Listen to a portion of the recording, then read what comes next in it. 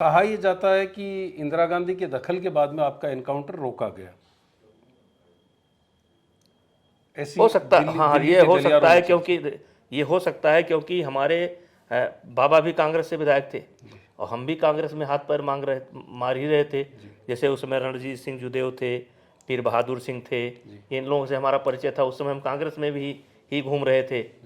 तो ये हो सकता है कि कृपा हुई हो मेरे ऊपर, मेरे किसी, क्योंकि उनके अलावा सारा कांग्रेसी परिवार तो मेरा ही था। तो हो सकता है कि किसी की कृपा हुई मेरे ऊपर।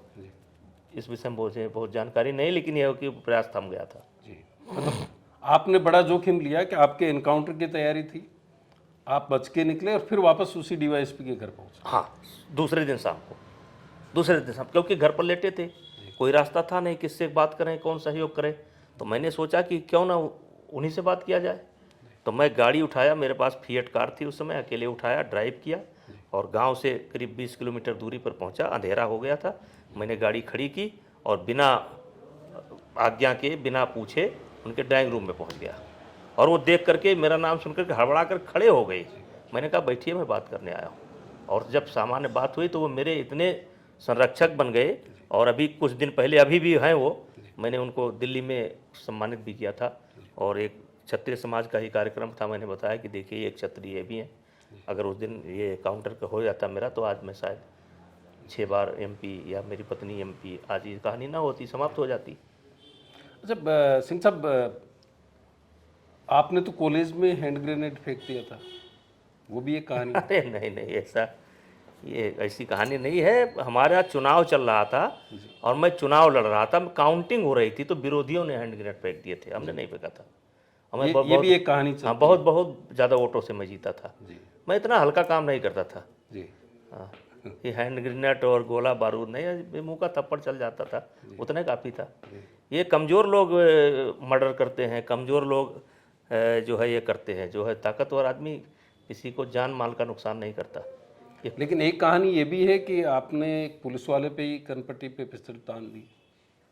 हाँ, ये वही बात आती है कि जिस समय मैं छात्र राजनीति से निकल करके जब गांव की तरफ लौटा, तो ये गन्ना का चुनाव होता, गन्ना डायरेक्टरी का चुनाव होता था, गन्ना उत्पादक संघ। हाँ, उत्पादक संघ कह लीजिए। तो उसी का मैं भी किस्मत आजमाने लगा। जी। तो ये 87 की बात है। तो तत्कालीन एसपी ने मुझको बुलवाया और मैंने 2 पत्रकार उस समय भेज दिए थे। मैं जानता था कोई बवाल होगा। तो एक हनुमान सिंह सुधाकर और एक प्रेमी जी, 2 पत्रकार, बड़े पत्रकार हमारे ज़िले के थे। तो मैंने कहा था भाई एसपी ने मुझे बुलाया है और मुझे लगता है कि कुछ कहा सुनी हो सकती है, तो आप लोग रहेंगे तो मेरी रक्षा हो जाएगी। तो दोनों पत्रकार जाकर के पहले से बैठे थे और जैसे मैं पहुंचा और कुर्सी लिया और बैठने की कोशिश की, तुरंत कप्तान साहब मेरे ऊपर भड़क गए। और बातचीत यहाँ तक आई कि उन्होंने कहा कि साले शब्द का प्रयोग किया, कहा कि बिना आनंद सिंह के मर्जी के चुनाव लड़ोगे और साले जाकर के बैठ जाओ, नहीं तुम्हारा इनकाउंटर करूँगा।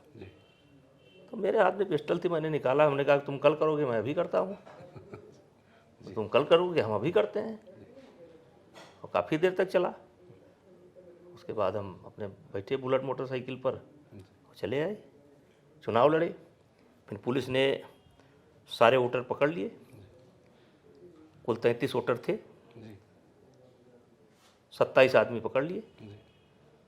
और जब काउंटिंग हुई तो 27 वोट मुझे मिले, 6 वोट राजा को मिले।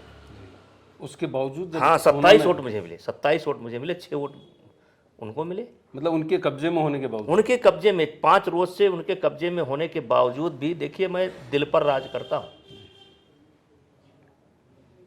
27 वोट मुझे मिले। और उसी चुनाव ने शायद मुझे राजनीति में बढ़ने की बहुत बड़ी प्रेरणा दी। यानी लोगों की भी चाहत थी कि आनंद सिंह परिवार का जो दबदबा है वो उसको आप ही खत्म कर सकते। दबदबा नहीं, आतंक। 2-3 विधानसभाएं ऐसी थी जहां चुनाव वोट नहीं पड़ता था। जैसे एक विधानसभा में पड़ गया, 2 विधानसभा में पड़ गया। अब एक विधानसभा से आप 80,000 की लीड ले लें, 90,000 से लीड ले लें, तो उनका 3-4 गोंडा जिले की 3-4 विधानसभा ऐसी थी जहां 10 बजे के पहले वोट पड़ जाता था। और उनके आदमी डालते थे। और बिना उनके मर्जी के 11 विधायक होते थे, बिना मर्जी के विधायक कोई नहीं हो सकता था, प्रमुख नहीं हो सकता था, प्रधान नहीं बन सकता था। मतलब दुरुपयोग जितना कह लीजिए सत्ता का दुरुपयोग, तो उसी समय मेरा होता है और फिर सपोर्ट जनता का मिलने लगता है।